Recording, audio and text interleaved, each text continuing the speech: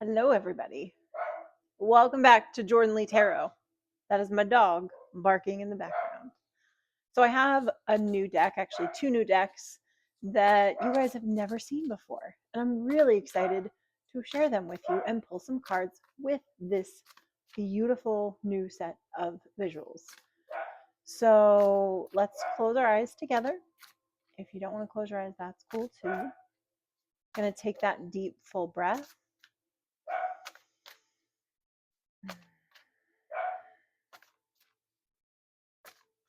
There it is. What needs to come out for the collective? My dog is barking.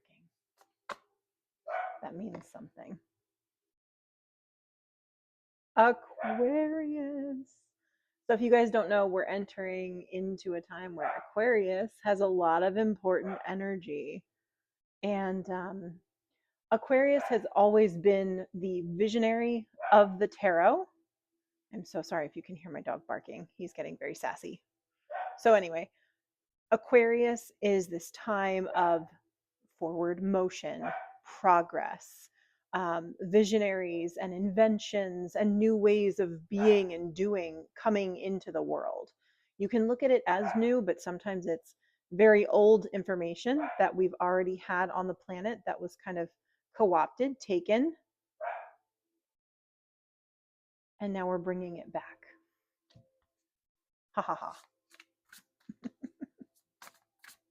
There's something really special about being somebody that other people have squashed a bunch of times and you just keep coming back. It's our superpower, right? Not fun, but important. An important role, an important soul that can get beaten down 9 times, stand up 9 times, stand up 10 times, stand up 15 times. What else, Spirit? Realms.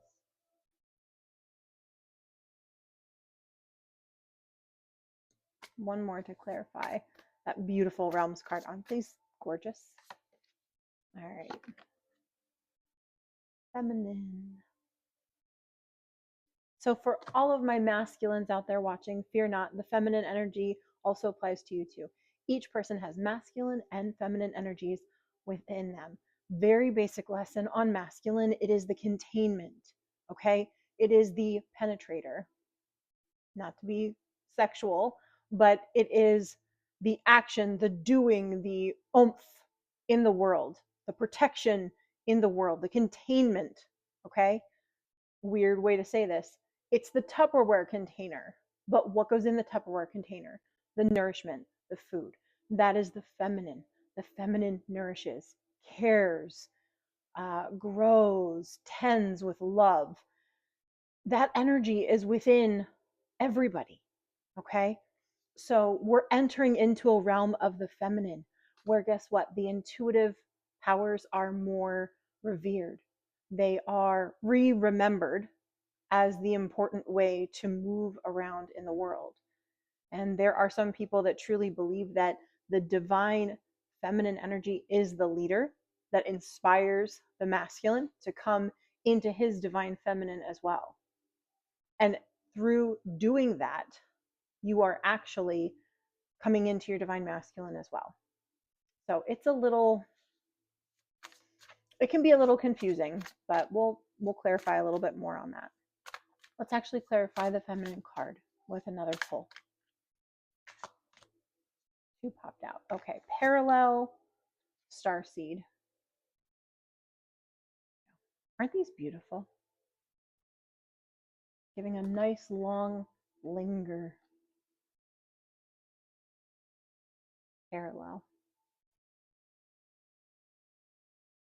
So what I'm getting with this as a combination, the parallel starseed, I think this is talking about divine masculine and feminine coming into divine union. Again, this will show up externally as in divine partnerships coming together finally. But it's also about the divine masculine and feminine becoming balanced within each individual. So there's a lot of layers to the coming together of those two energies and the balancing out of those two energies. Very, very important that we understand the principles of masculine and feminine energy. So, the other thing I'm getting with this parallel card is that the things that are coming through and up in the world that we are going to be building. Okay, if you're on this channel, you've probably heard of the new earth. You've probably kind of figured out that we can go down this path of ruin or we can go down this beautiful path of ascension. And for those of us on this channel, we're choosing the path of ascension. We're choosing to step into the heart, both masculine and feminine energies, meaning if you identify as a man or as a woman, you're stepping into the heart space. You are leading with love. You are leading with the intuition. And what we're going to see is a parallel version of what we have now, one that is more Aquarian in nature. There was another really beautiful explanation from a spiritual teacher talking about rites of passage. We're going to come back into a time when there are rites and rituals to guide the younger generations coming up through, because we have a lack of that, and it's giving no sense of momentum or purpose as a person gets older. So when you're in school, right, the goal might be I need to get from first grade to second grade to third grade. Once you're out of college, if you choose to go to college or some kind of trade school after high school, it's a job, it's marriage, right? There are certain rites of passage that are put in the world, but the actual foundational growth that goes with that, that leads you to mentally grow, those rites of passage aren't happening as much anymore. I came from a traditional Catholic upbringing, and it did wonders for me. I was not traumatized by my religious upbringing because of the fact that I was able to integrate what I learned through those rites of passage and learn how to connect with the divine. One of the first ways I learned to do that was through singing. I was in the choir and I loved it because it took me to a place where I connected with the divine source of love, and I naturally had an ability to sing. So, it was a joy of mine to use my voice and uplift. And now, understanding energy, using vibrational frequency, it is so beautiful to sing. There's so many neural pathways that light up. It's a beautiful benefit that you get as a person when you sing or when you hum or when you chant. You could be talking about a Gregorian chant that the monks are, all of these things are so beautiful. So understand that we're learning in this age of Aquarius. I really believe this, that we take these experiences that we chose to have on this earth plane. Sorry, this keeps wandering on me. That, these experiences that you had growing up will help you get to that next step. And if you didn't have those rites of passage in whatever way, you are going to come into that through probably an acceleration process with source energy. I'm not sure what that'll look like. It'll probably be very different for every person. But think about women who never had good examples of motherhood and nurturing, growing, children and nurturing children and coming into divine relationship with source on how to be a good mom when you weren't mirrored that or shown that as a child. Same with the masculine energy. There is such a lack of rites of passage for young men as they grow up. And as a result of that, we have a lot of young men or even older men that are really directionless. And that causes a lot of unrest because there's all this energy within you, source energy pulsing through you that you can't use properly. What is that going to do? That's just going to frustrate the shit out of you. Okay. So think of it like a little kid with too much energy. What do you say? Go run around the house or something.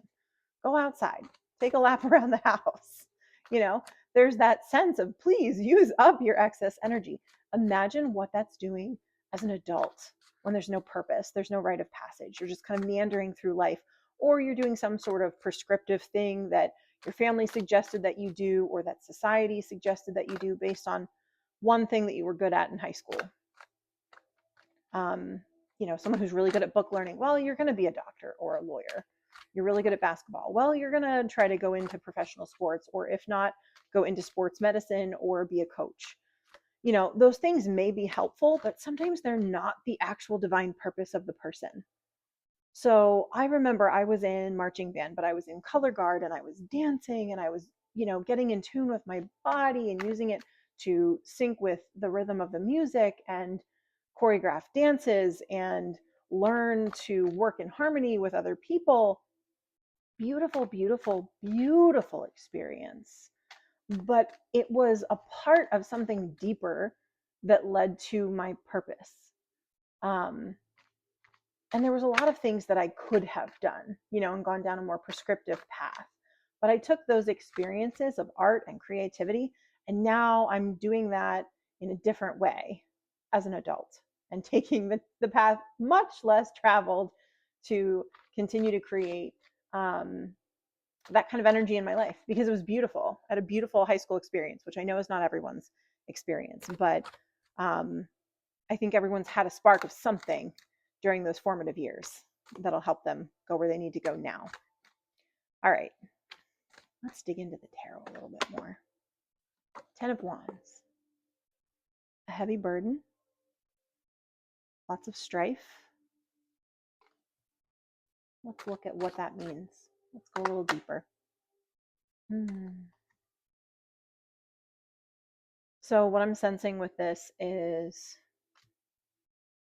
the understanding that life is hard work and that burden is a part of that. Not saying that's a good belief, I'm saying that's just what's coming through. All right, Queen of Cups. So I think we're being called to soften that. I think we're being called to step into our feminine energy as anybody working anywhere, doing anything. Can this get softer? Can this get easier? Can this go smoother? Can I work with less effort and still get the job done? Maybe that way I have more energy to bring home to my family, right? Those beautiful kind of things where life will smooth out when you're in alignment, but you're also doing the job that you're called to do in a way that is softer and easier. Let's let go of the myth that it has to be hard. Who told us that? That's just an experience that people prior to us had. It does not mean that's our experience. And the Age of Aquarius is not about hard work. It's about progress forward, but it's not about hard work. It's about being in divine flow that leads you from thing to thing to thing in a way that feels effortless. But don't get me wrong, there is still effort involved. But it's like that project where you're led to the right person and then you're doing more research and then that research leads you to the next person. But none of it feels like work because it's so full of joy for you. The Hierophant. Hierophant. Let me clarify that. So typically the Hierophant card is about wisdom, but it also can mean tradition. Let's clarify that Hierophant card, Spirit. Talk to me about that. So the Four of Pentacles is about structure, stability, but can sometimes be a bit of a hoarding, kind of clenched energy. I mean, look at this person's stance. She's kind of balled up around her pentacle. So I think we are being led away from this very, very traditional way of doing things that doesn't allow energy to flow that terribly smoothly, if I'm being honest. Let's flow into more of a cohesive thought, Spirit. Let's bring this into an organized thought a little bit. Okay, so the Eight of Wands, rapid change. Oh, I love that. All right, so if you notice, she's now dancing with these pentacles and she's full of joy and she's kind of like moving with the flow of that water underneath her. So I think we're moving from stuck or very, maybe not stuck, but very slow moving energy that is very traditional. Well, first we do this, and then we do this, and then we do this. Why?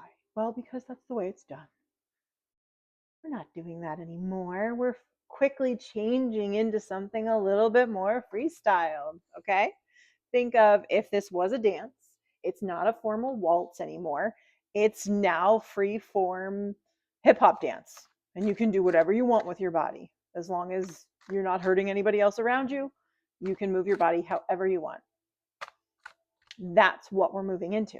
Okay. But apply that to bigger things like your whole life, the way you make decisions, the way you move in the world, what you do with your finances. Ooh, that's a good one.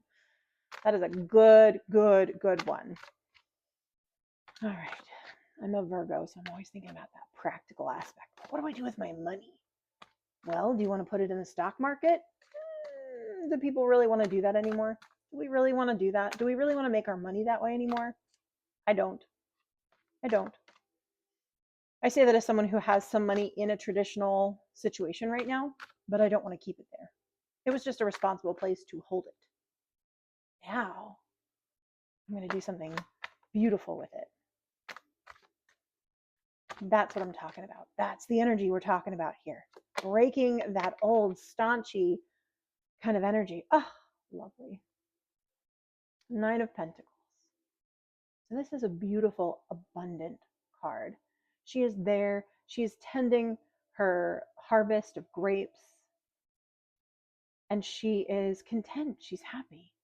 She's maybe not quite to the 10 of Pentacles, but she is on her way. She's one step before her completion of Pentacles. And again, that's financial stability, that's emotional stability, that's family units that are beautiful and, thriving and happy and silly, but not broken, if that makes sense. We've come out of a time when there's a lot of broken families. And I think there's, not saying we need to stick with anything traditional, just saying that people are going to, I need to rearrange my body. We're going to come into a time where families can look all sorts of different ways, okay? But they're going to stay together because we're making the proper connections now. We don't need to come into karmic situations anymore. We're coming into a time where, this is endgame. I don't need to switch what I'm doing yet again. And that's important. That's important because I think a lot of us have been bebopping around from thing to thing to thing, going, is this it? No. Is this my 10 of Pentacles? No. Okay. So we're in the 9 of Pentacles. We're in that time where we kind of pull inward, refocus ourselves. And the 10 of Pentacles is that next step. So it's a beautiful place to be. Whether you're looking at financial prosperity, whether you're looking at forming a family, whether you're looking at finding your place in the world. I'm like out of breath. I'm like, oh, this is so exciting. I'm silly. All right, one more card. Oh my goodness. All right, well, I need to follow up on this card. So the Lover's card might be telling me I'm neglecting talking about romantic partnership, or it could speak of a decision. Let's clarify that right now. I'm just the channel. All right, so there's a release. This could be a release of difficult karmic relationships. This could be a release of just tough decisions. What I'm getting from this is like, I'm not getting romance with this particular card at this time. I'm getting catch 22. Do I do this or do I do this? That's no longer the energy anymore. We're stepping into something that just feels aligned. There's no more tests. There's no more lessons. We're really, really beautifully stepping into a time where, the universe is like, I'm not going to pull this football away, Charlie Brown. Okay, this is it. This is your thing. Might be scared that it's your thing. You might be scared that we're, pulling the wool over your eyes again and going to yank the football out from under you. But I truly, truly feel like we're coming into those final partnerships, those final family relationships, those final career positions. Again, not saying you won't change your career as time flows, but you're going to step into like the field that you're going to stay in for the rest of your days, right? Because again, this is still a time of fluidity. So when I say it's going to solidify, it's not in a way that's going to trap you. It's just going to solidify in a way that gives you solid ground. There's no more quicksand. There's solid grass under your feet. But you can use your feet to walk anywhere you want. You're not trapped. You're not chained to that plot of grass. But you're solid on your feet. And you're going to want to stay where you're aligned. So, there probably won't be much need to continue to wander and go look for things. Now, this card feels like a romance card to me.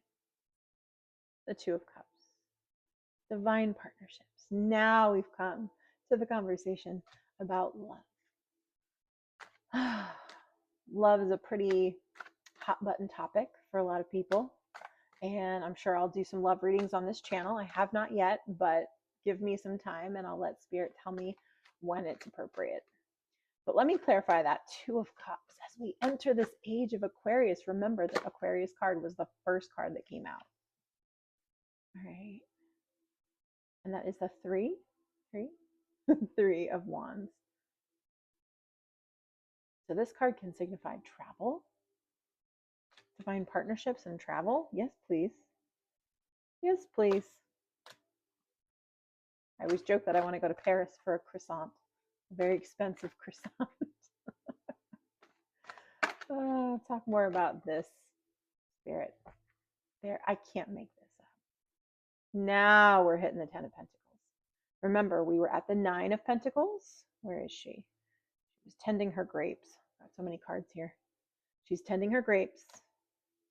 And by the way, she's by herself. That time before union.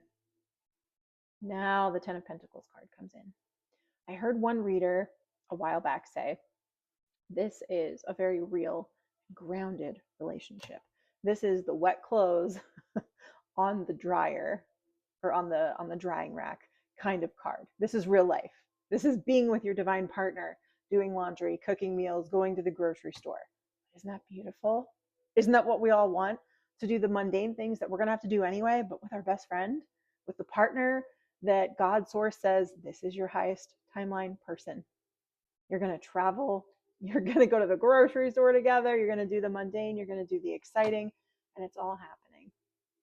The age of Aquarius is bringing this in for so many people. So many people. I'm so excited for all of us because honestly, I've been in a time where I'm struggling with this same thing. This is the beauty of these conversations that I'm having with you guys. I'm no further ahead than anyone listening to this channel. So sorry. I'm really not used to this mic yet. I'm going to get there. So, I'm just being patient and allowing source energy to take me where I need to go. Like, okay, is this thing it? I don't know. Maybe, maybe not. I'm just going to lean into trust and let the energy lead the situation. And that's all you can do. But that surrender it's a beautiful place to be. So, pulling cards from my last deck of the reading. All these really, really gold cards that I have. I need to read these. Growth, open expanse, life breathes. So this, to me, speaks about infinite possibilities. That we're coming into a time where we get to create. We have a blank, beautiful canvas. You can put whatever you want in there. Choose your own adventure. What adventure do you want to see in this big, beautiful open field? This idyllic vision of heaven. What do you want to put in there? That's for you to find out or for you to choose in the moment. You can say, I don't know, I want some deer or I want some robots. Hopefully don't say that, but maybe you will. No judgment. Okay. Hotel. Retreat. Heartwarming hospitality. That's lovely. What I'm getting from this card is a larger sense of community that feels very warm. So this hotel is a place where many people gather, but all the lights are on. It's very cozy. And it just feels like a place where you'd want to go hang out with other people. Like, this is a cool place. I want to be here. I'm going to go there. Cards are flying out that I didn't look at. Okay. Put these back in and just resituate. Two more, I believe, will complete this thought.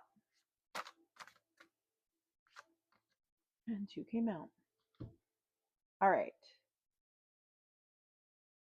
Arena of challenge, test your limits. Higher vantage point, perspectives revealed. I think this means we're going to get a bird's eye view of what our challenges have been. That kind of witness view of like, now you're going to be in the stands watching yourself down on that field with a bigger overall bird's eye view of what has been happening. And it gives you that higher vantage point. So perspectives revealed. That's the part I wanted to focus on. Perspectives revealed. You're going to learn the details of why you had to go through what you went through, maybe even before you check out of your body.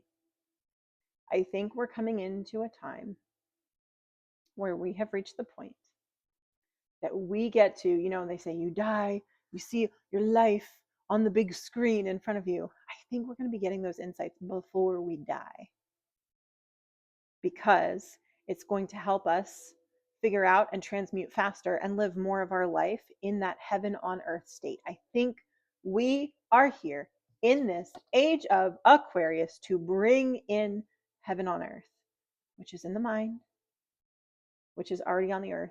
I mean, if you think about it, have you ever been in a beautiful place and then you go to another place and it's, there's it's just not cared for, it's dirty, it's messy, there's chaos, there's noise, and you just think these two places exist on this earth that I am living on.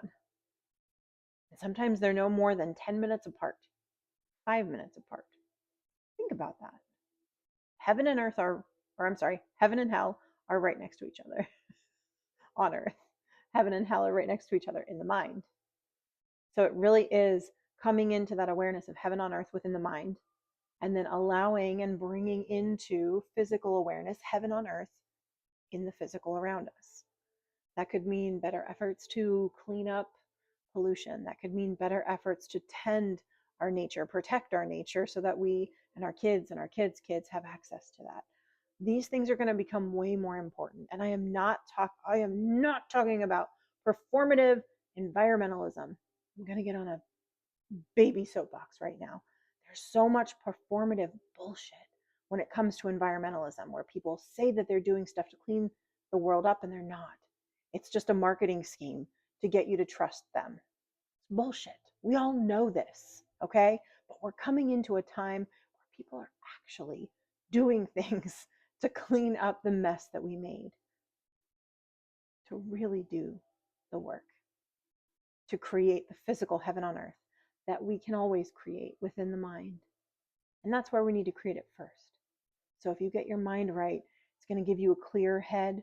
You're going to be able to see through the BS, and you're going to be able to step into those efforts that are actually doing good things for the environment, for the earth. And it's going to help you create a more peaceful environment in your home. You're going to be drawn to things that are more peaceful. You're not going to want to watch violent movies. And as a result, I hope media in time responds to that. And we just have less violent movies and television shows. Things get a little more relaxed, or at least more nuanced. Not saying that we can never, watch a movie about a war with real fighting or death or something. Like, those things are still important, but I think that they're going to be less of a focus for us because our nervous systems have been so shot for so long. We're going to want peace. We're going to choose peace. There's going to be more media that is peaceful, okay? I say that because as I started to go through these times of ascension and coming into that higher timeline, I didn't want to watch a lot of the stuff that I had kind of either watched or felt, oh, that's just a show, that's normal. I became like repelled by those shows. And there were a lot of things that I wanted to watch that were more peaceful, that had a softer tone to them.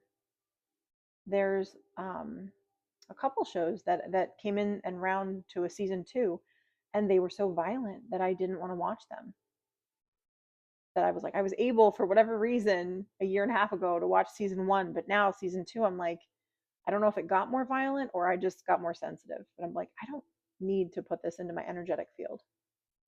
I can put on peaceful music like I have in the background now, and I can just, get into this beautiful seventh plane energy with source and hang out there. That's where I would prefer to be, right? Or watch a movie that's thoughtful, intention filled, if I do choose to watch television, which I do watch TV. I'm more choosy. And if the energy of something feels off, I don't want to watch it. There's a very specific show, very popular, and I really loved the first season, and I was really bummed. I watched 20 minutes of the first episode of the second season, and I had to turn it off.